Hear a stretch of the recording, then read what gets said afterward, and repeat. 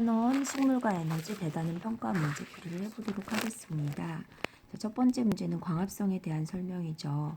자, 모든 식물이 광합성을 한다. OX 중에 X죠. 자, 어느 식물에 붙어서 사는 기생식물들은 다른 식물의 잎에 자신의 줄기를 휘감아서 양분을 빼앗기 때문에 굳이 광합성을 할 필요가 없습니다.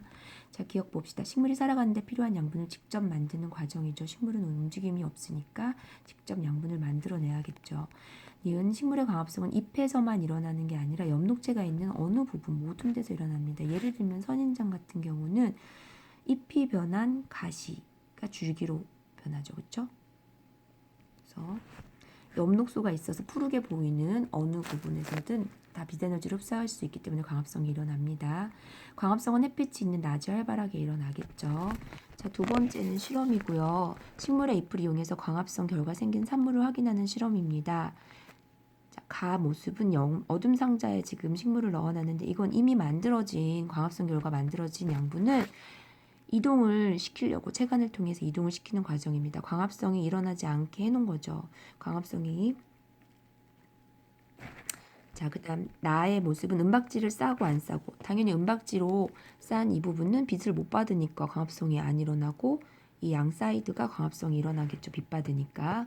그림 단에 에탄올과 물을 지금 물에다 에탄올을 중탕하는 건데 이 과정은 엽록소를 빼기 위함입니다. 엽록소 때문에 식물은 푸르게 보이는데 초록빛으로 지금 과정 마에서 광합성 결과 생긴 물질을 확인하려고 아이노딘이나 칼륨 용액을 반응을 시킬 건데 이 용액 색깔이 갈색이고 광합성 결과 생긴 녹말이 만약에 생겼다면 색깔이 변해서 남색으로 바뀌는데 그걸 보기 위해서는 초록빛의 엽록소 색깔은 빼줘야 합니다. 그래서 중탕을 하는 다 과정이 필요하고 라 과정은 뭐 물에 헹구는 과정이 되겠죠. 에탄올이. 그럼 이와 같은 설명을 통해 옳은 설명을 고르면 마가 되겠죠. 자, 3번 빛을 충분히 받은 검정말 광합성을 했겠죠. 녹말 만들었겠죠.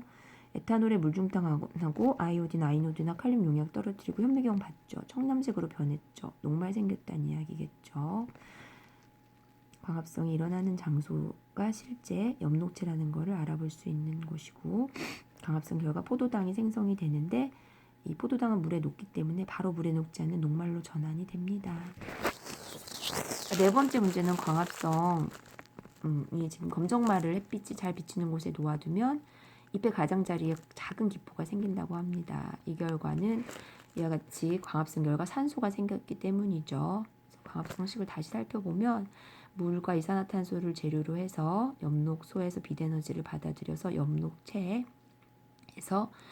포도당과 산소를 만들어내는 과정이 되겠죠. 5번, 6번은 실험 문제입니다. BTB 용액을 지금 청색인데 BTB 용액은 염기성에선 청색을 띠고 이산화탄소 같은 아이들이 들어가면 산성을 띄어서 황색을 띠게 됩니다. 입김을 불어넣는다는 얘기는 내가 내쉬는 수면에 이산화탄소가 많이 포함이 되어 있습니다. 그래서 산성으로 만들어서 황색으로 변한 다음 이와 같이 했습니다. 지금 보시면 A는 대조군이고요. B는 검정말, C도 검정말을 넣어놓고 B는 은박지를 씌워놨어. 이 말은 빛에너지가 못 들어가서 광합성이 못 일어나게 하는 거고 C 과정은 광합성이 원활히 일어났겠죠. 그럼 아까 그림에서도 광합성은 이산화탄소를 원료로 썼으니까 C 경우는 이산화탄소를 사용해 버렸으니까 더 이상 산성이 아니니까 청색으로 변하겠죠. 정답은 2번이고 이 실험 결과에 대한 옳지 않은 설명은 3번이 되겠죠. 시험관 C에서는 광합성이 일어났죠. 이산화탄소를 썼기 때문에 이산화탄소의 농도는 감소되겠죠. 자, 넘어가도록 하겠습니다.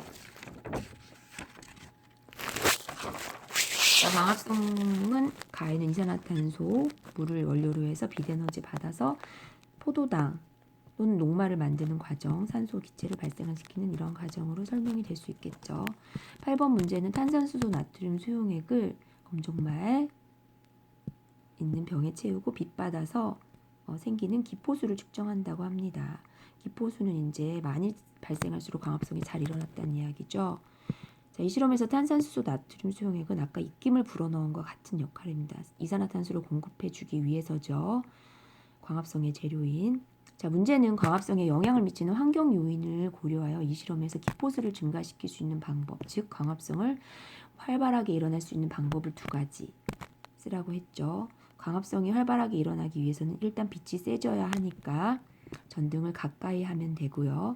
또는 탄산수소 나트륨 수용액을 많이 넣어줘서 이산화탄소를 많이 공급해주면 되겠고요. 마지막으로는 이 물병 안의 온도를 35도 정도로 유지시켜주면은 광합성이 일어날 때 필요한 효소들이 단백질이기 때문에 35도 정도에서 가장 활성화가 된다고 합니다. 그래서 이렇게 세 가지 요인을 변화시키면 기포수를 증가시킬 수 있겠죠. 자, 그림 9는 지금 광합성이 어떠한 요인을 많이 주면 줄수록 증가하다가 아무리 많이 증가시켜도 광합성량에는 변화가 없다는 사실을 나타낸 그래프인데 A에 해당하는 것은 빛과 이산화탄소의 농도가 되겠죠. 온도의 경우는 이렇게 35도일 때 극대화가 됐다가 그 이후에는 떨어지게 됩니다. 왜냐하면 아까도 이야기했지만 광합성에 관여하는 효소는 단백질이고 그 효소는 단백질이기 때문에 온도가 35도일 때 활성화가 되고 너무 높은 온도에서는 단백질은 변하기 때문에 효소가 제 역할을 할 수 없게 됩니다. 자, 그림 문제 10번은 단백질이 아니라 광합성에 온도가 미치는 영향을 알아보자고 합니다. 그럼 나머지 온도 이외에 빛의 세기나 이산화탄소의 농도는 동일하게 두고 실험을 해야겠죠. 이렇게 하는 과정을 변인통제라고 하고요. 실험 나와 실험 다처럼 빛의 세기만 동일하게, 이산화탄소만 동일하게 두고 온도만 다른 이러한 실험을 골라주시면 되겠죠. 자, 11번은 공변세포에 대한 설명이죠. 다 맞는 이야기니까 꼭 기억을 하시고요. 12번에 공변세포 그림이 나와 있죠. 자, 공변세포는 그림처럼 보시면은 표피세포의 일부가 변한 거고, 공변세포는 이와 같이 엽록체가 있지만 표피세포에는 엽록체가 없어서 광합성을 할 수 없습니다. 그리고 공변세포는 안쪽이 훨씬 두껍고요. 바깥쪽에 가는 구조이기 때문에 이 안이 빵빵해지면 얘가 자연스럽게 벌어져서 구멍을 만드는 때 이 구멍을 기공이라고 합니다. 좀 화면이 흐릿하게 보이죠? 자, 그래서 옳지 않은 설명은 2번이 되겠죠. A는 공변세포인데 공변세포에는 엽록체가 있기 때문에 광합성이 일어납니다. 자, 13번 문제를 보겠습니다. 잎에서 일어나는 증산작용, 옳지 않은 거. 증산작용은 잎에서 일어나는 증발작용입니다. 쉽게 얘기해서 기공을 통해 물이 수증기의 형태로 공기 중으로 날아가는 증발이고요. 증발은 우리 주변에서 가장 흔하게 볼 수 있는 게 빨래 마르는 현상이죠. 따라서 증산작용이 잘 일어나는 조건은 빨래가 잘 마를 조건과 동일하다고 보시면 됩니다. 옳지 않은 설명은 당연히 3번이 되겠죠. 주로 낮에 많이 일어나겠죠. 기공이 열리는 과정을 한번 적어보았습니다. 공변세포가 광합성을 하죠. 왜냐하면 엽록체가 있으니까. 그럼 공변세포 내에는 농도가 높아지겠죠. 왜냐하면 광합성 결과 양분이 만들어지죠. 녹말 같은. 그럼 그 안에 농도는 높아지지만 그 주변의 표피세포는 광합성을 못하니까 농도가 낮죠. 그럼 삼투 현상에 의해서 농도가 낮은 쪽에서 농도가 높은 쪽으로 물이 이동합니다. 그러면 공변세포가 빵빵해지겠죠. 팽합이 증가한다고 표현을 하고요. 그럼 아까도 이야기했지만 공변세포 안쪽 벽이 바깥쪽보다 두껍기 때문에 공변세포가 빵빵해지면서 이렇게 휘어지게 됩니다. 겉에가 더 많이 휘어지겠죠. 그럼 이렇게 자연스럽게 구멍이 생기고 이 구멍이 기공이고요. 기공이 열린 상태가 되겠죠. 그럼 이 구멍을 통해서 이제 물이 수증기의 형태로 공기 중으로 날아가는 거죠. 자, 증산작용에 의해 대한 설명으로 옳은 것은 기역, 디귿, 리을이 되겠죠. 식물체 내의 수분량을 일정하게 유지한다는 의미는 식물체 내에 물이 많아. 그러면 기공이 열려서 잎에서 물을 빠져나가게 하고요. 만약에 물이 적습니다. 그러면 기공을 닫아서 물이 나가지 못하게 하겠죠.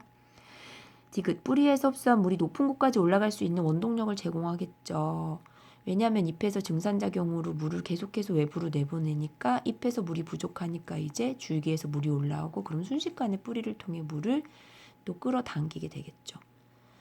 리을 식물체의 체온 상승을 방지하는 역할도 합니다. 왜냐하면 물이 증발할 때 증발은 액체가 기체가 되는 현상으로 주변에 열이 필요합니다. 따라서 식물체 온도를 낮추는 역할을 합니다. 기공이 변하는 모습을 나타낸 것이라고 합니다. 지금 닫혔다 열리는 모습이고요. 이렇게 기공이 열리는 조건은 증발이 잘 일어나는 조건, 빨래가 잘 마를 조건이니까 습도가 낮아야겠죠. 습도가 높은 장마철에는 증발이 잘 안 일어나겠죠. 자, 그래서 여기까지가 시험 범위니까 여기까지만 문제풀이를 하도록 하겠습니다.